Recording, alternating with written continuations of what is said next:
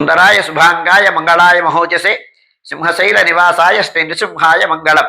శ్రీ శ్రీ శ్రీ వరాహలక్ష్మీ నృసింహస్వామి వారి సన్నిధానంలో శ్రీ విశ్వావసునామ సంవత్సరం దక్షిణాయనం శరదృతువు ఆశ్వయుజ మాసం ఆశ్వయుజ బహుళ షష్ఠి ఆదివారం మృగశీర్ష నక్షత్రం అక్టోబరు 12వ తారీఖు యథావిధిగా 4 గంటల నుంచి 4:30 గంటల వరకు సుప్రభాత సేవ. సుప్రభాత సేవలో భాగస్వాములు కాగోరు వారు దానికి తగిన రుసుము చెల్లించి సంప్రదాయ వస్త్రధారణంతో పరిమిత సంఖ్యలో భాగస్వాములు కావచ్చు. 4:30 గంటల నుంచి 6:30 గంటల వరకు ప్రాతరారాధనం. ప్రాతరారాధనంలో భాగస్వాములు కాగోరు వారు దానికి తగిన రుసుము చెల్లించి సంప్రదాయ వస్త్రధారణంతో పరిమిత సంఖ్యలో భాగస్వాములు కావచ్చు.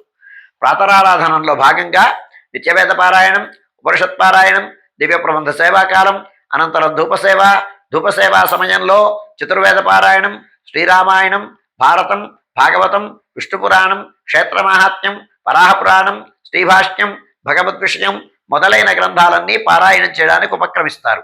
అనంతరం బాలభోగ నివేదనం అయిన తర్వాత నిత్యహోమం, బలిహరణం అయిన తర్వాత మంగళాశాస్త్రం, చేతవరగోష్ఠి, తీర్థ వినియోగం అయిన తర్వాత చుట్టు సన్నిధుల్లో మంగళాశాస్త్రం పూర్తి చేసుకున్న తర్వాత సుమారు 6:30 గంటల నుంచి సర్వదర్శనం ఆరంభమవుతుంది. 7:30 గంటలకు ఆదివార ప్రయుక్తంగా అష్టోత్తర శత స్వర్ణ పుష్పార్చనం, 8:30 గంటలకు ఆర్జిత గరుడ సేవ, 9:30 గంటలకు ఆర్జిత నిత్య కళ్యాణం ఆరంభమవుతాయి.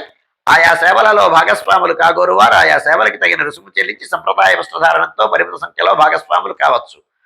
11:30 గంటల నుంచి 12:15 గంటల వరకు రాజభోగ నివేదనం, మహానివేదనం. ఈ సమయంలో భక్తుల యొక్క దర్శనములు నిలుపుదల చేయడం జరుగుతుంది. మధ్యాహ్నం 12:15 గంటల నుంచి 2:30 గంటల వరకు సర్వదర్శనం కొనసాగుతుంది.